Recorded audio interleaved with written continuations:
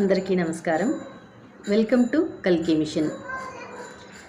ఈ కల్కి మిషన్ అంటే ఏంటి, దీన్ని నేను ఎందుకు స్థాపించాను, ఎప్పుడు స్థాపించాను అనంటే, ఇదిగో చూడండి, బ్యాడ్జెస్ కూడా నేను రెడీ చేశాను.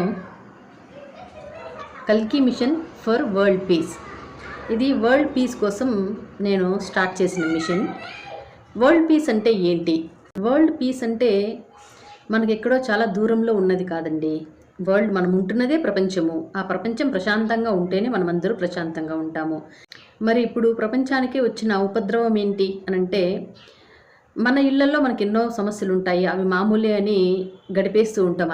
అలాగే సమాజంలో కూడా ఎన్నో సమస్యలు ఉంటాయి. వాటికి ఎదురుగా మనం పోరాడుతూ ఉంటాము. కొన్ని వాటిని జయిస్తూ ఉంటాము, కొన్నింటిని జయించలేక వదిలేస్తూ ఉంటాము. కానీ మనకిప్పుడు వస్తున్న అతిపెద్ద సమస్య ఏంటి అంటే, ప్రకృతి సంబంధమైన సమస్యలు. ప్రకృతి సంబంధమైన సమస్యలు ఎలాంటివి? ఇది వర్షాకాలము. కొన్ని చోట్ల కురవాల్సిన వర్షం అసలు కురవడం లేదు. మరికొన్ని చోట్ల కుండపోత వర్షాలు కురుస్తున్నాయి. క్లౌడ్ బర్స్టర్స్ ఏర్పడుతున్నాయి.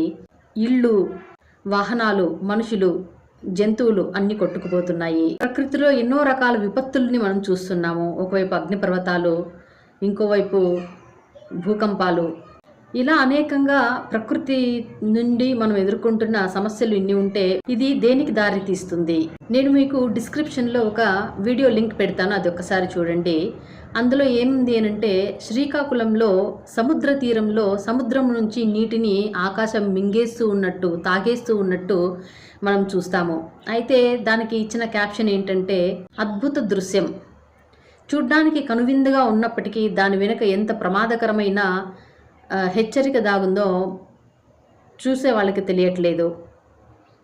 ఇంతవరకు ఎన్నో చోట్ల, కాశ్మీర్లోను, హిమాచల్ ప్రదేశ్, జార్ఖండ్, ఇలా ఎన్నో చోట్ల క్లౌడ్ బర్స్ట్ ఏర్పడి ఎంతో వినాశనం జరిగింది.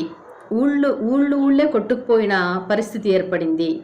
ఇప్పుడు ఈ శ్రీకాకుళంలో సముద్రాన్ని తాగడం దేనికి నిదర్శనము అంటే, మరొక్క చోట ఇలాంటి విధ్వంసాన్ని సృష్టించడానికి ప్రకృతి మళ్ళీ సిద్ధమవుతోంది, పన్నాగాలు పన్నుతోంది అని అర్థం.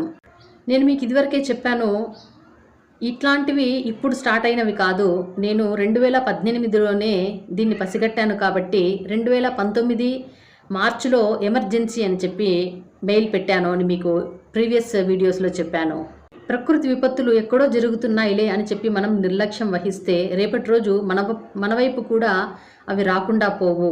చేతులు కాలాక ఆకులు పట్టుకుని ప్రయోజనం ఉండదు కదా. కాబట్టి ప్రమాదం వచ్చే ముందే మనం జాగ్రత్త పడదాము అని చెప్పి నేను ఎన్నో హెచ్చరికలు చేస్తూ ఉన్నాను. మిమ్మల్ని అందరినీ కూడా ఒక చోటుకు చేర్చి, అందరూ కలిసి మనం ఎదుర్కొంటున్న పరిస్థితి ఏంటి, దాని వెనకాల ఉన్న కారణం ఏంటి, దానికి పరిష్కారం ఏంటి అనే విషయాన్ని చర్చించడం కోసమే మిమ్మల్ని ఆహ్వానిస్తూ ఉన్నాను. కానీ మీరు అందరి వీడియోల్ని చూసి వదిలేసినట్టు ఈ వీడియోస్ని కూడా చూసి నిర్లక్ష్యం చేస్తూ ఉన్నారు. ఇది మీ జీవితాలకు సంబంధించిన విషయం నేను చెప్తున్నాను. పనిగట్టుకుని, నా పనులన్నీ పక్కన పెట్టుకుని మీకోసం రోజుకి 2-3 వీడియోలు క్రియేట్ చేసి నేను అప్లోడ్ చేస్తూ ఉన్నాను. మీరు ఏమాత్రము స్పందించకుండా ఇలా మౌనంగా ఉంటే నేను చేసిన దానికి ఎంత మాత్రం అర్థం ఉండదు. మీకు ఒక విషయం తెలుసా? సత్యవ్రతుడు అనే మహాముని సముద్ర స్నానం చేసి అర్ఘ్యం వదులుతాడు. ఆ వదిలే సమయంలో చేతిలోకి ఒక చేప వస్తుంది. అరే, చేప వచ్చిందని చెప్పి చేతులు విదిలించుకొని నీటిని వదిలేస్తాడు. మళ్ళీ సూర్యదేవుడికి అర్ఘ్యం వదలడానికి ప్రయత్నం చేస్తూ చేతిలోకి నీటిని తీసుకుంటాడు. ఆ చేప మళ్ళీ చేతిలోకి వస్తుంది. ఇలా ఒకసారి కాదు, 2 సార్లు కాదు, దాదాపు 10-15 సార్లు ఇదే రిపీట్ అవుతుంది. అయితే ఇది ఎందుకు ఇలా వస్తుంది అని, నువ్వు ఎవరు మహానుభావ, నాకు అర్థం కావడం లేదు, నాకు తెలియజేయి అని అన్నప్పుడు ఆ మత్స్యము మహావిష్ణువులా దర్శనమిచ్చి, నేను నీకు ఒక హెచ్చరిక చేస్తూ ఉన్నాను. రాబోయే రోజుల్లో జల ప్రళయం రాబోతూ ఉంది. కాబట్టి ఈ సృష్టికి కావాల్సిన వాళ్ళందరినీ ఒకచోట చేర్చి, నువ్వు సిద్ధంగా ఉండు, నేను పడవను పంపిస్తాను, అందులో మీరు ఎక్కి సురక్షితంగా ఒక ప్లేస్కి వెళ్ళండి అని చెప్పి పంపిస్తాడు. అంటే విష్ణుమూర్తి రాబోయే ఉపద్రవాన్ని హెచ్చరించడానికి వచ్చాడు మత్స్య రూపంలో. ఆ చేప మనుషులకు అర్థమయ్యే భాషలో మాట్లాడలేదు కాబట్టి ఆ మునికి అప్పుడు అర్థం కాలేదు. నేను మీకు అర్థమయ్యే భాషలో పరి విధాలా చెప్తున్నాను. మీరు ఏదైతే జీవితాన్ని ఇప్పుడు అనుభవిస్తున్నారో అది శాశ్వతం కాదు. మనకు కరోనా చాలా గొప్ప గుణపాఠాన్ని నేర్పించి ఉంది ఇప్పటికే, కానీ మనం మళ్ళా కూడా దాన్ని నిర్లక్ష్యం చేస్తూనే ఉన్నాము. ఈ ప్రపంచంలో ఏది శాశ్వతం కాదు. మనం దేన్ని పొందాలో దానికోసం మనం ప్రయత్నించి తీరాలి. మన కళ్ళ ముందు ఏది సత్యము ఏది అసత్యము అని మనం నిర్ధారించుకొని ప్రవర్తించినప్పుడే మన జీవితాలు ప్రగతి పథం వైపు నడుస్తాయి. అయితే నేను నా మొదటి వీడియోలో ఏం చెప్పాను అనంటే, ఎవరైతే నా యొక్క ఈ కల్కి మిషన్లో పాలు పంచుకుని మనం అనుకుంటున్న లక్ష్యం వరకు వెళ్ళడానికి నాకు దోహదపడతారో, ఆ వెళ్ళిన నాడు నేను వాళ్లకు 25 మందికి ఒక్కో ₹1,00,000 చొప్పున ఇస్తాను అని చెప్పాను. అయితే ఇంతవరకు ఎవరూ కూడా వాళ్ళ యొక్క కర్తవ్యాన్ని, మీరు మీ యొక్క కర్తవ్యాన్ని నిర్వర్తించలేదు. నేను అడిగాను కంటెంట్కి సంబంధించిన కమెంట్స్ పెట్టండి అని. నేను అడిగాను మీరు కనీసం షేర్ చేయండి అని, కనీసం సబ్స్క్రైబర్స్ని పెంచండి అని చెప్పి. మనమంతా ఒక గ్రూప్ కావాలి అని అనుకుంటే మీరు నా వీడియోలని షేర్ చేసి పర్సనల్గా వాళ్ళతో మాట్లాడండి. మనమంతా ఒక గ్రూప్ కావాలని చెప్పి వాళ్ళతో చర్చించండి. ఇలా చర్చించి ప్రాక్టికల్గా ఎవరైతే కొంతమంది సబ్స్క్రైబర్స్ని నా వరకు తీసుకొని వచ్చి చర్చల్లో పాల్గొంటారో వాళ్ళు మాత్రమే ఈ యొక్క బహుమతికి ఎలిజిబుల్ అవుతారు. ప్రతి ఒక్కరూ ఎక్స్ ప్లాట్ఫామ్లో ఒక అకౌంట్ క్రియేట్ చేయండి.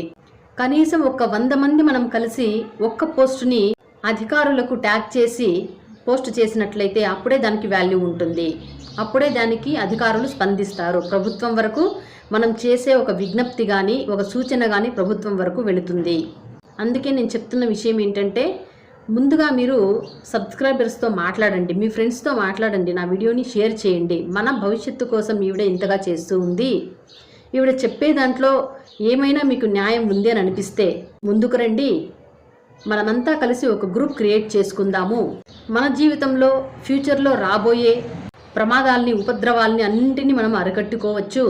లేకపోతే మన కళ్ళ ముందు కనిపిస్తూ ఉన్నాయి, తెలంగాణ, ఆంధ్రప్రదేశ్ మొత్తం కూడా అక్కడక్కడ మునిగిపోతూ ఉంది, వరదలు ముంచెత్తుతూ ఉన్నాయి. అది రేపటి రోజు మన ప్రాంతానికి రావడానికి ఎంతకాలం పడుతుంది ఆలోచించండి. నేను చెప్పింది మాత్రం ఖచ్చితంగా ఫాలో అయి తీరాలి, లేకపోతే ఎవ్వరూ కూడా దీనికి ఎలిజిబుల్ కారు.